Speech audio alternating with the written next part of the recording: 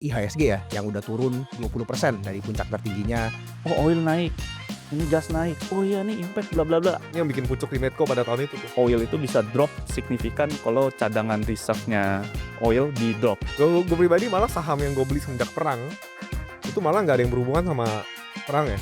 Kayak kenapa Ting tutup dan rencana ke depannya nih Ting mau jadi apa?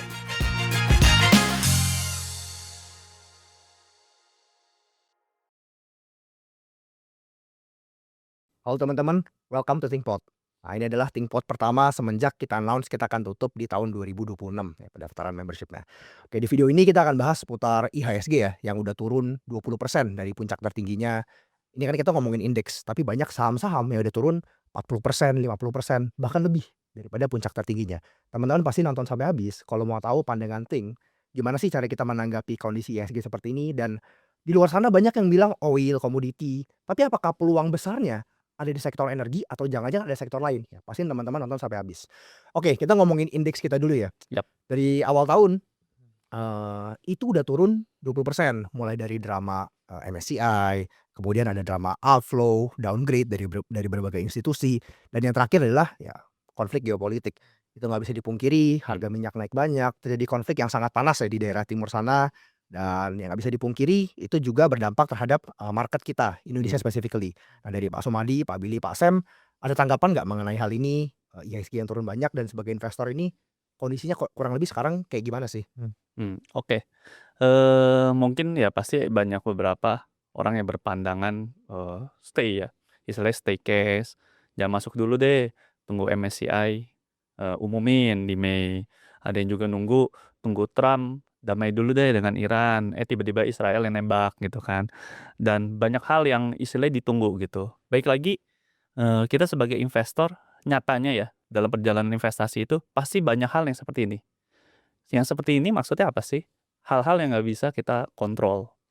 Udah analisa sebagus mungkin, sudah mencoba istilahnya memprediksi outlook-nya atau apa, pasti ada aja hal-hal yang kita tidak bisa kontrol. Malahan sebenarnya ini sebuah keuntungan untuk kita sebagai investor karena gini, bila kita udah mengetahui kondisi bisnisnya sesuai, tidak ada perubahan dan tidak terdampak dari event tersebut, kenapa harus takut? Malahan ini kan kesempatan yang besar gitu loh. Dan mungkin salah satu kan orang udah tahu, oh yang diuntungkan oil oil oil oil oil gitu segala. Dan rasanya kalau ngejar kereta itu malah berbahaya. Baik lagi kita semua punya prinsip di sini. Kalau udah istilahnya orang udah FOMO gitu ya, udah greedy, itu malah kita takut sekali. Kenapa? Jangan-jangan yang dibeli itu value-nya udah jauh melebihi dari nilai perusahaannya. Dan nyatanya sekarang banyak sekali yang udah naik ya. Kayak last year kita udah bahas Adro 1.800 nggak rame tuh. Ya kan? Padahal aluminium, coking coal udah naik selangit. Sekarang baru banyak yang so iye lah. Jadi oh ya aluminium the best atau apalah udah mulai banyak. Padahal apakah masih murah? Udah analisa belum ya? I don't know, kita juga nggak mau bocorin lagi. Tapi ya intinya kurang lebih gitu. Rasanya banyak orang ya udah yang kayak oil naik sampai saham yang titik tulisan oil beneran naik tuh.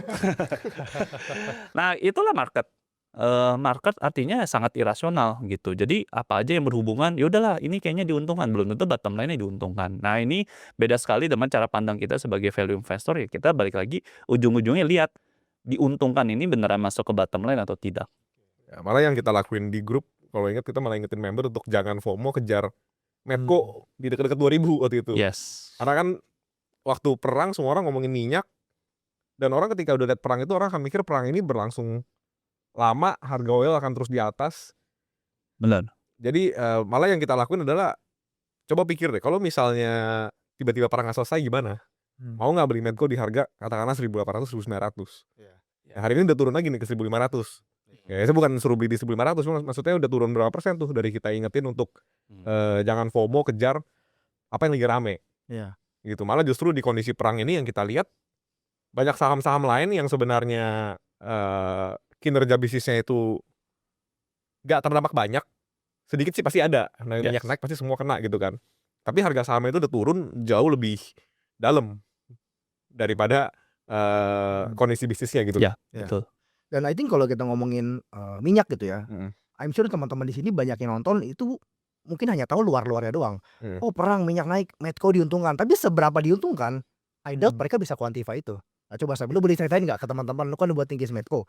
Kalau nggak salah, emang minyak naik, Medco pasti untung. Kan banyak kifar lainnya harus dipantau juga. Apakah sesimpel minyak naik, Medco untung? Nggak Oke. itu sebenarnya kan. Ya, Ada sesimpel jualan itu. gas men, Medco. Betul, ada jualan gas. Tapi yang orang belum banyak tahu, sebenarnya Medco itu setengah untungnya dari minyak, setengah untungnya lagi dari aman. Nah, yaitu taunya kenapa? Karena ya kita harus cek sampai dalam. Ya, jadi intinya di sini adalah kalau misalnya cuma ngincer Medco gitu, cuma mikir bahwa oh ini minyak doang. Sebenarnya Medco is more than that gitu. Dan ini banyak terjadi di saham-saham lain juga. Orang mikir saham ini adalah hanya di A, ternyata ada yang lain-lain juga loh. Contoh misalnya kayak Adaro. Yes. Tadi kan orang taunya apa? Adaro cuman coking coal doang, coking coal Ya. doang. Malah kita yang waktu itu banyak bahas mengenai aluminium. Ya. Di saat pabrik aluminium itu ya belum jalan. Benar. Nah, sekarang orang baru mulai catch up. Tuh. Dan ada berapa banyak lagi tuh saham dating yang actually kita udah sering bahas ke member, tapi Ya. belum banyak yang tahu. Ya, waktu Adaro 2.500 ke atas sempet naik segitu. Yes. Wah, itu tiba-tiba di sosmed rame yang bahas Adaro. Oh iya, aluminium. Yes, betul. Apalagi di saat semua sama gitu turun-turun ya kan? Iya. Ya. Jadi memang nggak bisa dipungkiri, ya market memang irasional ya. Sometimes ketika ada fenomena yang sangat luar biasa seperti sekarang, emiten yang berhubungan dengan sektor tersebut langsung hype ya. Begitu pula Yes. sebaliknya. Ketika fear kicks in, yang kayak tadi Billy bilang, itu perusahaan-perusahaan yang sebenarnya mungkin nggak terlalu terdampak, tapi harga saham turun banyak. Nah, jangan-jangan bisa jadi peluang. Pasti teman-teman di sini seperti biasa pada nungguin nih. Apa yang kira-kira bisa diuntungkan di kondisi sekarang? Tadi kan kita udah bahas ya, oil naik, coal naik, dan other commodities oke lah, tapi udah basi lah. Maksudnya itu udah kita bahas dari tahun lalu. Ada nggak nih coba? Boleh spill nggak nih? Spill kira-kira sektor apa? Atau mungkin perusahaannya kalau boleh. Sektor dulu deh, sektor apa? Sektor ya. Yang mungkin masih menarik sekarang, ya. Meskipun kondisinya lagi kurang begitu favorable. Oke, gini deh. Mungkin kan di luar sana udah mulai pandai lah. Kesannya pandai nih. Oh, oil naik. Ini gas naik. Oh iya nih impact bla bla bla. Akhirnya banyak yang tahu fertilizer naik ya kan. Udah mulai itu banyak yang kayak, "Oh iya fertilizer naik. Bahaya nih semua kebun-kebun." Jadi takut tuh di kebun-kebun. Kebunnya kebun apa ya cari sendiri lah. Tapi padahal impact kah ke kebun itu? I don't know, we don't know. Ya kamu cari tahu sendiri aja. Itu detailnya dibahas di kelas besok nih. Besok Ya. ada. Betul. Kan fertilizer iya benar buat kebun, tapi emang fertilizernya ambil dari Middle East. Bisa iya, bisa enggak, makanya do your homework gitu loh. Kita pakai pupuknya dari mana gitu. Nah, lu coba cari tahu. Nah, kebunnya yang mana ya kebun apa nih komoditasnya ya cari sendirilah. Mana yang menarik. Itulah sedikit hint. Baik lagi gini. Kita malah mengincar yang orang fear, yang orang takut. Orang takut, wah ini naik sana sini bahaya, cabut-cabut dah dari industri ini. Rupanya nggak kena impact. Artinya kan dia bodoh kena dengan pikirannya sendiri. Gitu sih. Or even misalnya kita Bukan sektor itu Joy, tapi nggak apa-apa lah ya kebun ya. Ya, nggak apa-apa. Ngomongin kebun apa ya cari tahu sendiri lah. Gue Ada kebun karet. gue pribadi malah saham yang gue beli semenjak perang itu malah nggak ada yang berhubungan sama perang ya. Iya, malah gue nyari yang memang sahamnya turun-turun dalam aja dan bisa Siap. semua Bisa juga tuh. Benar. going fine gitu. Yang berhubungan sama perang malah udah takut ngejarnya. Malah lebih nunggu nanti perangnya selesai mungkin sahamnya turun baru beli lagi Yes. gitu. Dan mungkin juga kalau kita ngeliat indeks kita ya, ini saya kan di sini mewakili pertanyaan teman-teman nih. Indeks kita turun banyak dan salah satu sektor yang bisa dibilang turun cukup banyak juga adalah sektor big caps nih yang besar-besar. Katakanlah perbankan, Yes. consumer. Sekarang juga bisa dibilang kan fear-nya lagi gede banget. Oh iya, tuh bang. Siapa yang believe in bank gitu, big banks kita. Dari tahun lalu rasanya orang udah jauhin itu semua. Apakah ini mungkin momen yang tepat untuk yang kayak be greedy when others are fearful, ya kan? Ya. Apakah ini udah mulai masuki fase itu untuk dua sektor tersebut? Ya, ya anggapnya bank lah. Ya even dari kita tahun lalu udah ngomong bank itu udah menarik gitu segala ya. Tahun ini juga kita udah ngomong apakah udah naik belum? Iya. Jujur ngomong belum lah, bank belum naik. Tapi yang paling penting kan gini, apakah bank tersebut fundamentalnya turun? Ada kok yang year on year naik banyak. Nomor satu lah kesukaan orang Indonesia. Udah terendah tuh harganya 5 tahun, udah 5 tahun. Fear-nya apa yang terjadi? Ketakutannya apa? Takut dijadiin frontier gitu segala. Apakah itu berhubungan dengan bisnis? Itu kan balik lagi gini. Kalau saya sih gini, kita kalau benar-benar mau jadi seorang investor, value investor yang benar, harus punya ekspektasi amit-amit ya. The market is close. Apa yang kamu bisa dapatkan ya udah dari the business performance, bersyukur-syukur dari manajemen baik, kasih you dividen. Udah dari situ aja dulu. Mungkin yang nomor 1 tuh yang bank biru itu ya, yang swasta, itu mungkin kasih yield udah 4% kali, 4%, 5%. Lebih Cuma gede daripada depositonya. udah lebih gede daripada depositonya. For the first time kali mungkin ya. For the first time ya, Iya. padahal labanya naik terus. Bukan artinya murah teman-teman beli ya, bagi kita sih belum gitu nyaman ya buat hajar. Ada yang lebih seru sama kalau teman-teman ke bank misalnya di Hong Kong itu sering lihat tuh bank state owned. Nah, itu jauh lebih murah tuh. Ya ada lah, nih produk ini ntar keenakan gitu kan. Coba balik lagi gini. When everyone fear, we must greed. Nah, itu dia kurang lebih yang itu. Yang balik lagi greednya ini juga jangan ngasal. Maksudnya kita rakus, yaudah pokoknya yang terjun 50% kita hajar. Ya nanti dapatnya yang kena free float rendah tuh, yang lagi dibuang sama trader. Jika gitu, tetap harus cari yang benar fundamental dan bantalannya kuat. Beli saham yang anggap beneran turun dari frontier nih. Kita tetap nyaman pegangnya. Bahkan bank double down. Ya. Gitu. Kasarnya kalau big bank sekarang katakanlah on average mungkin dividen yield 10% loh. Ya. Lebih bahkan. Ya anggap turun jadi frontier, kalau harga sahamnya turun setengah berarti kita beli lagi di bawah, itu dividennya 20% loh. Iya. Maksudnya ya takut apa kalau memang kita yakin Benar. bisnisnya tuh bagus. Nah, kita Cuma hati-hati. buka usaha sendiri aja susah Bil. Labas gitu. Cuma hati-hatinya adalah bank itu seperti yang mungkin kita udah ngomong dari dulu tuh Jo, di YouTube yang lalu, ada bank yang bukunya itu kita bisa percaya, ada bank yang bukunya Benar. kita harus hati-hati. Karena gampang untuk di setting secara jangka pendek lah ya bahasa kasarnya. Ya. Gitu. Jadi ada bank yang overstated, ada bank yang understated sebenarnya asetnya. Gitu. Itu yang mesti teman-teman lebih hati-hati. Dan kalau mau beli saham ya anggap aja beneran jadi frontier. Gitu, mana yang kita mau beli. Gitu. Dan ini mungkin juga mental model ya, mental model yang teman-teman sebagai value investor, kalau teman-teman memang investor jangka panjang harus selalu terapin. Katakanlah seperti mungkin Pak Samuel, Pak Billy ketika beli batu bara pas lagi Covid, atau misalnya Pak Sumadi ketika beli Medco ya pas zaman 2021 dan yang kedua kali 2023 ya. Jadi gini, kalau cerita dikit lah ya, Ya. Medco kita saya sendiri ada 2 fase untung besar di Medco Energy. Fase yang pertama paling gampang karena akuisisi ConocoPhillips gitu. Itu intinya secara angka aja udah murah, langsung kelihatan. Itu bahkan manajemen udah rilis. Tapi mungkin karena suasana Covid orang nggak banyak nyadar. Itu very easy. Yang kedua waktu itu saya Billy Sam ke US. Kita ada CEO dinner gitu. Nah, salah satu pembicaranya Vicky Holub, CEO-nya Occidental Petroleum.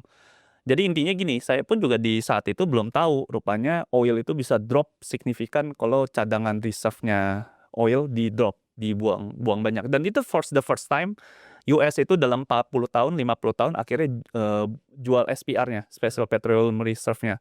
Itu dari cadangan 600.000 sampai 300.000, buang setengah itu. Joe Biden buat tame down harga oil. Ya itu sampai 60-an. Oh, orang panik semuanya, crash lah, Medco apapun crash gitu. Cuma pas di situ beliau ngomong nggak mungkin dari US dropin lagi karena ini very strategic. Kalau very strategic kenapa ya? Kalau ada perang ya dia harus bisa tame down gini lagi. Seperti itu. Singkat cerita ya kita masuk di fase kedua itu ya di situ. Ditambah ada OPEC plus cut the production. Nah, ya singkat cerita ada perang Israel Palestina naik. Pas naik itu saya jual malahan. Pas ada perang saya jual karena udah masuk ke fair value-nya. Price to book ngapain harus kebocor dong ini valuation-nya tadi sensor dulu dikit. Ya kurang itu udah nyampe fair value saya jual. Itu kan ada Yujo sama Billy, kita lagi mau meeting apa sabar ya, jual dulu ya. Lagi bahas tingkis ya waktu itu. Ya waktu itu ya kurang lebih harganya segitu. Bener-bener kayak 2 hari 3 hari setelah war gitu ya. Ini yang bikin pucuk di Medco pada tahun itu tuh. ya pikir-pikir bener juga ya. Iyalah. Soalnya yang pegang Medco karena gini, my good friend, teman-teman member pun juga kan size-nya gede-gede ya. Pada jual loh Medco pas lagi crash itu. Cuma kan I have a conviction gitu, tahu ini kalau udah cut production, terus maksudnya ini SPR nggak bakal ini, downside udah limited gitu. Cost production juga udah mepet. Siapa yang mau bunuh diri minusin cuma demi senengin Joe Biden? Nggak ada yang mau lah. Joe Biden doing that for his political kan. Ya. Kurang lebih gitu sih. Ya betting, ada semi betting. Cuma rezekinya ada perang. Ya, jahat sih, tapi ya it is what it is. Ya. Perang itu beri rezeki buat kita. Kayak this year juga sama. Kita kan semua beli ADI dari last year. nggak ada apa-apa woi, emang P4 aja udah murah, udah tulisannya P4 gitu loh.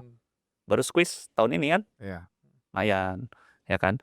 Ya, that is our framework gitu loh. Jadi jangan sampai kayak baru FOMO-FOMO, baru kayak so-soan baru jadi ahlinya komoditi gitu loh. Pas komoditinya naik, you are not smart gitu loh. Kalau smart udah belinya dari method cost production gitu segala. Saat orang nggak lirik. Iya. Jadi teman-teman yang harus tahu mental model adalah sebagai investor jangka panjang, ya coba cari bisnisnya ketika valuasi itu masih murah, bukan Betul. lagi hype, lagi ada sentimen dan ngejar di atas. Dan saya yakin teman-teman di sini pasti kan nonton penasaran gimana cara kita bisa analisa komoditas nih, ya kan? Karena harganya naik turun, lihat labanya nih gimana. Tadi kan ada sempat mention deket-deket dengan cost of production. Yes. Ini kan cost of production oil, batu bara, semuanya beda-beda. Beda-beda. Mungkin ke Sam nih, lu kan arsip udah banyak nih Sam, baik dari oil, batu bara. Boleh kasih sedikit tips aja nggak ke teman-teman? Gimana sih caranya kalau teman-teman yang lagi mau analisa ya, any commodity, ada nggak tips untuk kita bisa tahu ini perusahaan bagus atau enggak? Atau perusahaan ini cost efficient atau enggak? Apa yang harus dicek oleh teman-teman gitu? Oke, ini sebenarnya udah ada di frameworking ya, tapi saya bocorin sedikit. Salah satu yang paling penting kalau misalnya kita lihat perusahaan seperti komoditas itu adalah siapa yang menjadi lowest cost producer. Ya, karena in the end ada kita nggak bisa tahu harga minyak akan berapa, ya, harga batu bara akan berapa persisnya ya. Tapi one thing for sure adalah ini barang yang selalu dibutuhkan oleh manusia, ya kan? Jadi selalu ada aja permintaannya. Nah, yang paling penting adalah kita cari perusahaan yang menjadi last survivor, ya kan? Itu yang paling penting. Keren ya. Jadi, tapi siapa yang bisa jadi last survivor? Nah, itu makanya harus ngapain? We have to do the homework, Yes. gitu loh. Jadi kita kalau auditing ini kita selalu menekankan dari sisi proses, ya kan? Artinya harus kita rekap, ya kita harus pelajari satu persatu, termasuk harus kita update juga. Gimana? Ya karena kalau memang kita mau dapat ide yang terbaik, ya kita juga harus keluarin keringatnya juga, gitu. Jadi kalau salah satunya tipsnya kalau misalnya teman-teman lagi mempelajari satu industri, you have to look at many of the companies. Dan harus dibandingin, dan teman-teman juga harus mikir gitu loh ya. Kalau misalnya ini kejadian, siapa duluan yang KO? Kalau misalnya kita lagi lirik ini saham kita ini yang KO duluan apa KO belakangan? Ya simpelnya seperti itu aja. Yes, dan di luar untuk memilih siapa yang bakal KO, kita juga jadi lebih ngerti sebenarnya dinamika harga komoditasnya tuh bottomnya di mana. Yes. Itu bisa tahu. yang bisa yang Setuju. ya kan. Jadi ya lebih aman untuk kita beli di Betul. bottom. Betul. Gitu. And one thing yang dari situ ada itu juga harus selalu diupdate juga. Benar. Ya, jadi yang kita ajarin di Ting itu kan pola berpikir ya. Tentu harga komoditasnya, baseline-nya gitu ya. Itu selalu bisa berubah seiring bertambahnya produksi, inflasi dan segala macam. Tapi pola pikir akan selalu sama. Iya. Gitu. Makanya kalau di Ting kita senangnya bahwa itu adalah pola pikir yang actually very timeless. Ya, cuman ya memang harus diupdate. Tentu ada keringat lah. Itu. Tuh. Jadi dari sini teman-teman rasanya udah bisa dapat sedikit gambaran ya. Memang di kondisi perang ini komoditas yes agree itu diuntungkan, tapi juga jangan sampai kita ngejar kereta. Malah kita di Ting ya dari dulu sampai sekarang prinsip investasi kita itu nggak pernah berubah. Cari perusahaan bagus di valuasi yang murah. Kalau udah murah gimana ya sabar. Kayak ini mungkin ya yang banyak orang nggak bisa lakuin sabar. Maunya beli langsung naik segala macam. Ya kenyataannya ya ketika semua dibeli Medco, even ya kita semua di sini sama member semua beli Adi Adro tahun lalu, ya kan di grup banyak yang apa namanya happy sekarang. Ya kenyataannya nggak langsung naik. Wah, ini teman-teman lihat aja grafik saham Adi Adro itu naik turunnya berapa kali ya? Yeah. Naik turun ya. Baru di awal tahun ini kan akhirnya naik. Nah, mungkin lanjutin pertanyaan dari teman-teman juga di kondisi sekarang ini apakah udah waktu yang tepat untuk all in nih? Apakah udah waktu yang tepat untuk habisin semua cash karena saham udah pada turun? Nah, mungkin kita bahas satu-satu dari Pak Sumadi, Pak Billy, Pak Sam. Ada tanggapan nggak mengenai ini? Karena kan at the end kondisi dan fase orang beda-beda ya. Mungkin ada yang berkeluarga, ada yang baru merit, ada yang mahasiswa, baru mulai kerja. Tanggapan Pak Sumadi, Pak Billy dan Pak Sam bagaimana mengenai money management di kondisi 2026? Oke. Jadi gini, kalau ditanya apakah harus all in apa enggak, balik lagi, kamu udah tahu belum saham yang memang bisa memberikan potensial at least margin of safety-nya 50%, 60% gitu. Kalau kau udah punya the stock yang kayak seperti itu, bisa aja consider that gitu loh. Kenapa?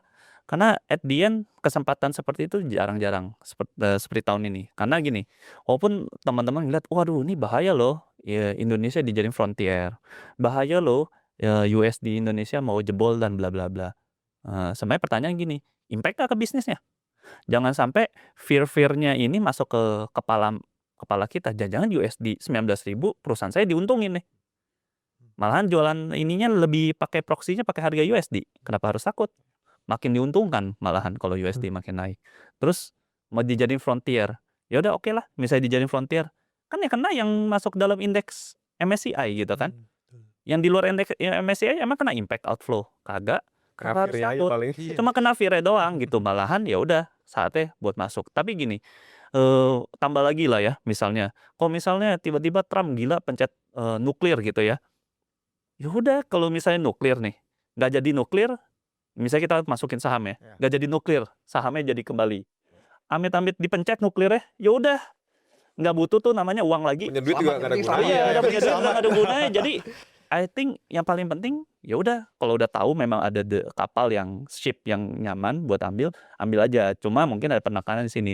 Tentu kan ada pilihan lagi nih. Oke nih mosnya gede, tapi manajemen kadang-kadang pelit nih, nggak bagi dividen. Menurut saya sih it's not wise. Karena at the end gini, bagi saya sih kalau you nggak punya 50% di dalam saham, itu artinya masih retail. Even mau 10%, 15%. Karena you cannot control the money. Kecuali di US mungkin 20% bisa masuk ke board ya. Kalau lu nggak bisa control the money, berarti bisa terima nasib doang tuh. Jadi at the end, apa nggak cuma jadi paper gitu. Cuma angkanya capital gain. Kalau tapi manajemennya baik, BCG-nya bagus, pasti dia tetap give the money. Ya, let's say yang tadi Billy bilang, yang banks itu, yang big banks semuanya, kecuali si BCA ya, itu udah 10% kali, lebih. Come on man, itu more than enough lah, di atas bonds. Dan sisanya you can cari sendiri lah. Bahkan ada yang mungkin kasih dividen bisa gede, 15%. Kalau tahu, ada kok yang 15% sekarang. Tapi ya sahamnya lebih inilah, jualan motor gitu kan, kalau ada yang tahu gitu. Nah, ya kayak gitu tuh. Kalau dari Pak Billy? Ya kurang lebih sama ya. Kurang lebih sama sih. Nggak bisa kasih saran sih ke teman-teman member karena case-nya sangat beda-beda. Ada orang yang masih punya cash flow, ada orang yang udah nggak punya cash flow, ada orang yang cash flow-nya masih signifikan untuk top up, ada orang yang cash flow-nya nggak signifikan untuk top up. Tapi kalau jadi harus cari balance-nya masing-masing. Gitu. Saya nggak berani kasih komentar, cuman kalau saya pribadi ya udah sangat semangat di kondisi sekarang. Gitu aja. Tapi belum sampai jual rumah gitu. Jual rumah beli saham properti kan. Weh. Lagi murah-murah nih. I think iya sama. I don't think I can give advice. Tapi mungkin satu prinsip yang selalu saya ingat ya dari awal join sebagai member Ting sampai ada di sini, I think is being honest and rational lah. Itu kan nilai yang selalu ditekenin. And ini actually ngebantu kita nge-survive di berbagai kondisi. Contoh misalnya kayak last year, ketika orang lagi pada rame saham gitu kan, kemudian kita mikir secara rasional, ini perusahaan juga nggak murah. Kita suka yang perusahaan yang memang murah.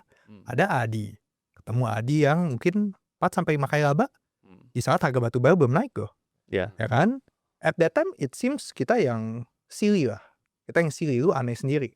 Tapi ya kita harus tahan sebagai value investor, itu the price yang we have to pay. Benar. Nah, kenapa ini berat banget secara, meskipun kita tahu teorinya, tapi ini berat banget dijalanin karena setelah saya pelajari, manusia ini kadang perasaan feeling right-nya itu ya, jadi kalau misalnya contoh kita ikut nih, oh ya si A juga beli ini, si A B beli ini, sahamnya udah kemana, kita pun ikut. Karena kita merasa, oh iya kita bener nih. Padahal kenyataannya the truth is Lucky. iya lucky. Itu. Dan mungkin kalau saham atau cabut gitu, ada juga yang masih nyangkut. Nah, hari ini baru sadar, oh iya ya, gue tahun lalu silly banget gitu loh. Ini ada ADI yang just murah, ya kan? Kalau gue rasional, gue mikir bener-bener, gue reflect back, mungkin ini yang the wiser choice gitu, mungkin seperti itu. So whatever the condition is di masa depan, ya we have to think rational, we have to be honest juga. Kalau kita belum tahu sahamnya, kalau kita pun masih ragu, gue harus all in atau enggak, most likely it's not time yet. Iya. Most likely it's not time yet. Udah gitu Ya. aja. Yang kalau masih nanya seperti itu ya belum. Itu biasanya udah Mendingan jangan all in dulu, jangan belajar dulu ya. Iya. jangan. Kalau yang udah ini udah nggak nanya. Ya, betul. Teman terjawab ya. Untuk money management ini memang kembali lagi ke kondisi masing-masing. But ya, nggak ada jawaban instan. You have to dig deep pada company. Mosnya masih gede atau enggak. Kalau memang generally speaking mosnya udah besar seperti yang Pak Sumadi katakan, dikelola manajemen bagus, mungkin udah nggak bertanya, langsung beli dulu baru ntar bagi-bagi ke teman kali. Seharusnya kalau memang ketemu perusahaan seperti itu. Cuman kita semakin semakin banyak ketemu member. Bukan cuma member lah, maksudnya di luar member terutama ya. Maksudnya kebanyakan orang yang pemain saham gitu ya. Saya bilang main ya. I don't think memang investing tuh bisa untuk semua orang. Gitu loh. Karena the temperament, karakter itu susah dirubah gitu loh. Ada orang yang emang maunya kaya cepet. Maunya beli hari ini besok naik kalau bisa. Iya. Gitu. Jadi ya nyambung juga lah itu sama kenapa kita mau tutup ya. Karena kita rasa udah cukup gitu loh. Udah cukup. Maksudnya orang yang memiliki minat memiliki temperamen yang cocok dan mau bayar harganya juga untuk keluar keringat, itu tuh memang hanya akan ada segelintir orang. Tapi ya segelintir orang itu yang bisa berhasil gitu loh, yang jadi investor saham. Ya, pas banget baru mau nanya nih Phil. Teman-teman kan kemarin kita sempat posting juga ya di sosial media, dan saya kemarin lihat sekilas banyak teman-teman yang nanya kenapa Ting tutup.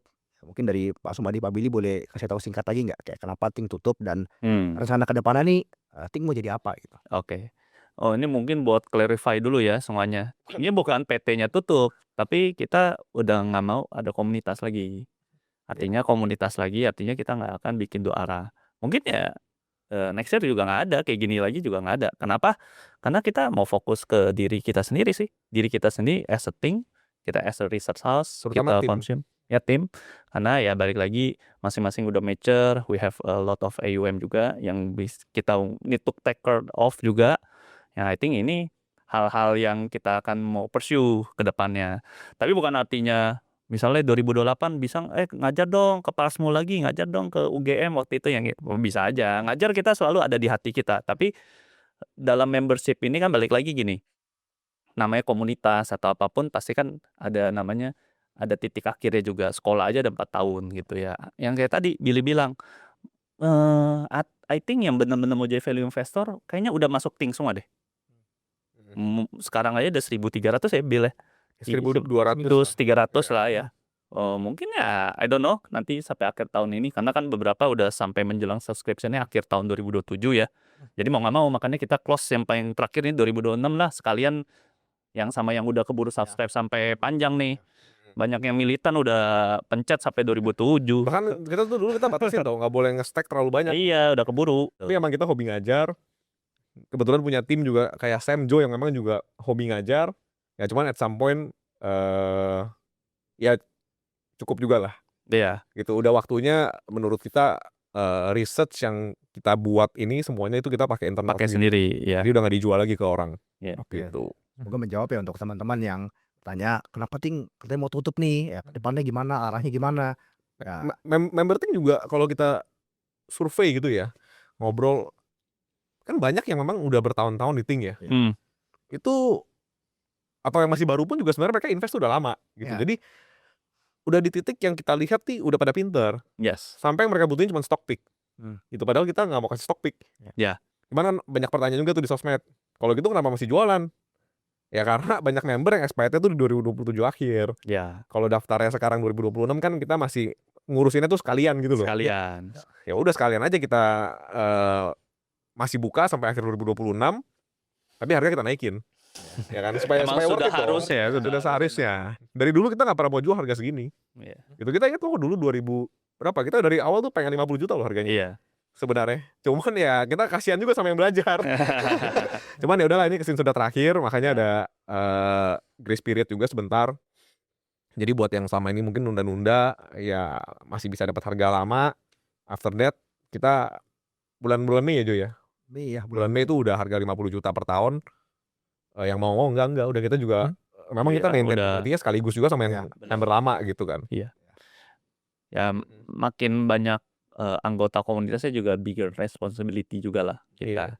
Nanti kita Tingpas gak bisa disampurna lagi, mesti cari tempat lain. Iya. Muat. Is bootcamp aja kali ini kan harus bohwat kan, harus ganti bootcamp kan, harus ganti yang gede. Ganti Ya. Jadi I think udah terjawab ya buat teman-teman yang bertanya. Kalau teman-teman yang udah jadi member rasanya ya nikmatin lah 1,5 tahun terakhir. Feel free nanya di grup, discuss setiap hari kalau ada pertanyaan, nikmatin research yang kita publish. Dan untuk teman-teman yang belum jadi member ya, ini bakal jadi maybe ya Petua terakhir kita. almost terakhir mungkin lah ya. Almost terakhir lah ya. Sekali, tapi yang pasti kita udah gak bakal buka-buka daging sama sekali sih rasanya ya. Gitu, kita udah gak bakal terlalu banyak ngomong lagi lah di sosial media. Kita pun udah keluarin statement kan, kita bakal kurangin 90% free content. Jadi kalau memang mau main sama kita, mau banyak denger, banyak ngobrol, mau lihat research kita ya sekalian jadi member aja lah. 1,5 tahun terakhir ini. Oke. Murah lah itu harganya. Orang beli iPhone aja berapa duit, jauh. Iya. Iya. Oke, semoga video ini menjawab ya untuk investasi di tahun 2026. Lagi banyak fear, sebagai investor yang bijaksana, we have always think clearly, jangan FOMO, jangan kebawa narasi, jangan kebawa emosi, always cek datanya seperti apa. Malah seringkali peluang besar itu datang dari saham-saham yang dijauhin. Yes. Jangan kita ngejar kereta. Dan thank you juga buat teman-teman yang nonton di YouTube, di Instagram. Kita lihat banyak appreciation komen juga, banyak yang Sedih. sedih, banyak yang sangat terbantu juga oleh konten kita selama ini ya. Karena member aja ada yang jangan dong kayak gitu. Sekarang lagi rame banget sih, even member maupun orang yang belum jadi member tuh chat personal yang kenal ya. Iya. Itu pada chat personal semua.